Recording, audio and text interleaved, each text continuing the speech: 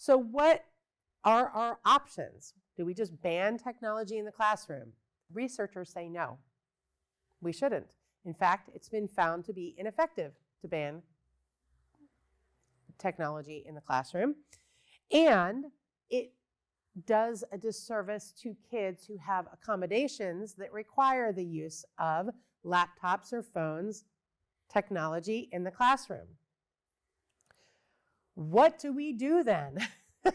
If students aren't learning when technology is in the classroom, and yet technology bans punish some kids and have been found to be ineffective overall for other kids, what do we do to actually have kids learn?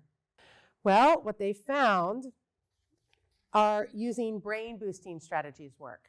Exercise, meditation, and brain training games. Exercise was shown above all, by far, to be the #1 method of helping us learn to focus. Isn't that interesting? We're not learning anything at the time.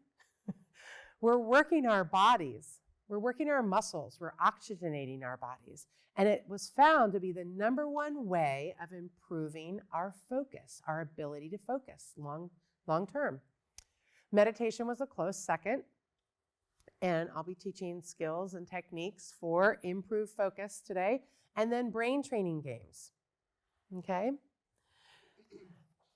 In addition to those skills, the brain boosting strategies, we have tech management strategies. We've got metacognition, accessibility, boredom, and anxiety. What do these mean? What do I mean by these? What we've been talking about so far is how distraction affects human beings and all of us in general. Okay, on certain populations that have been researched. Metacognition means taking that information and saying, what does this mean to me? How do I get distracted?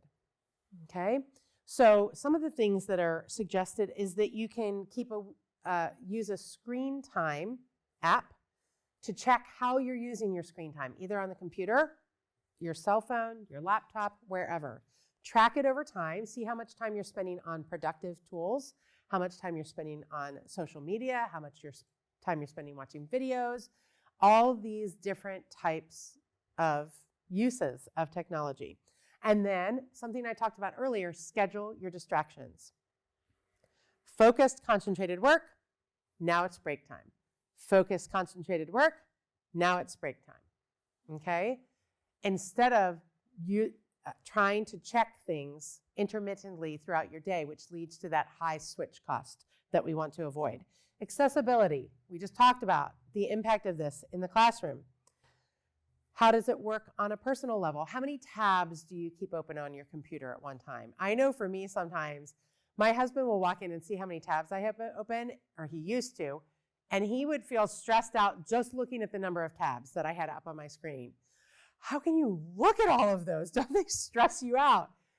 I didn't think they were stressing me out, but I've now installed an app called OneTab, which keeps all of my tabs organized by date on which they were opened in order, and they're organized by date.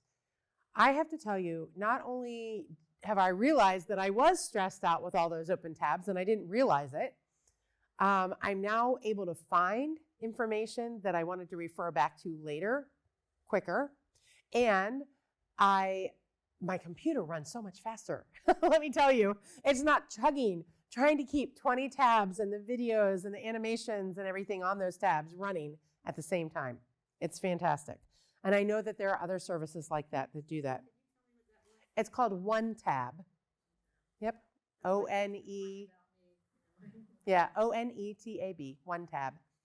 It's fantastic, and there's just a little button up in the upper right-hand corner after you install it that's on your menu bar. And you can click that, and it'll take all your tabs and collapse them into one. And that's the only tab I keep open on my computer now. It's fantastic. Boredom. Research has found that when we check our phones, we get a brief burst of dopamine, of excitement, of pleasure-seeking hormones. That's one of the reasons we do it all the time. It feels a little good, really good. So when we're bored, we go, ooh, I could take a little hit of just like feeling a little bit better here. I'll just glance at Facebook for a few minutes, okay? But usually we don't stay on Facebook for just a few minutes, and then we have the switch cost of ramping back up to the task. So a suggestion is, as I said before, building these distraction breaks, deliberately planned rewards. And then anxiety. We all have this fear of missing out. And I think the younger generation has that even more. How do we not get left out? And if I don't check my phone every time it buzzes, beeps, or rings, maybe I'll miss something important or fun, right? And then we have the societal expectations that we talked about, where we expect immediate gratification and immediate response. So setting clear expectations is the recommendation for what you can do on, I can be reached at these times. Some people now even put in their email footer, I see, I check email between 8 and 9 a.m. daily, between 12 and 1 p.m. daily at lunch, and then again between 4 and 5 p.m. You will hear back from me within 24 hours. I've seen that in people's signature blocks, and I think it's fantastic. It sets an expectation that people aren't frantically texting over and over. You haven't seen this? You haven't seen this? Did you see that why haven't you responded? Which are the types of messages I was getting when I turned off all of my technology to prepare the presentation. So strategies for teachers, what can they do? Transparency around the classroom rules is really important. What are the rules and why do we have them? And having the kids understand the why is the most important part of that. And for older kids, this is going to be age dependent, autonomy regarding the classroom rules. Do they have input into why do the rules exist? And what are we going to do as a class? That leads to a classroom constitution. Those are kind of like the rules of engagement that I was talking about in the work environment. Okay, so asking questions like, what will interfere with your learning and the learning of your peers? What can we do to help each other?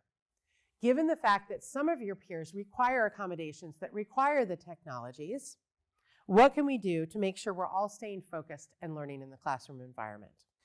Here, this is a lot of information here too, but I just want to touch upon it very briefly.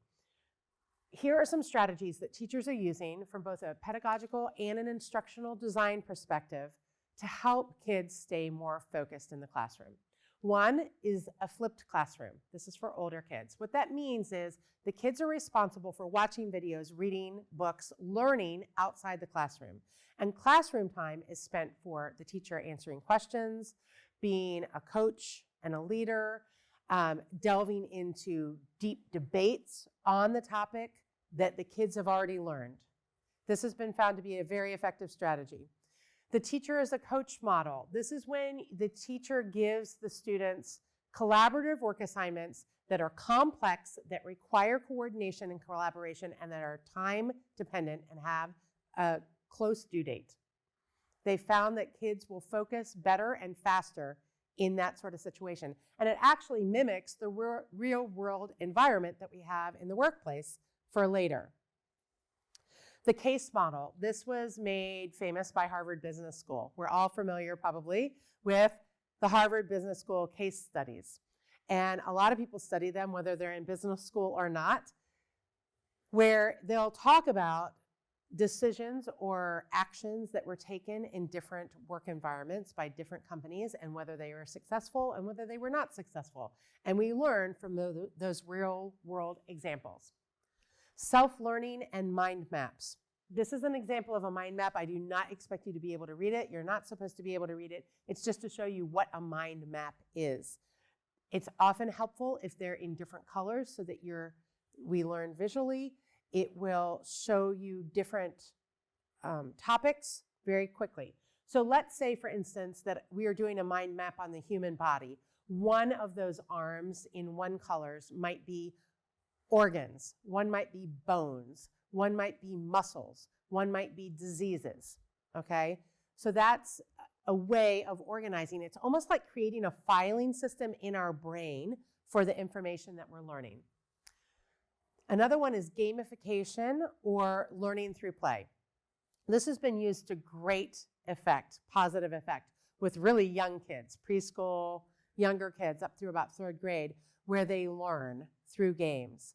However, even older kids can learn this sort of thing and create online quizzes for each other, online flashcards for each other, and in fact, one of the best learning strategies is self-testing at intermittent times throughout the learning process, spaced practice, okay? Using social media in the classroom on purpose.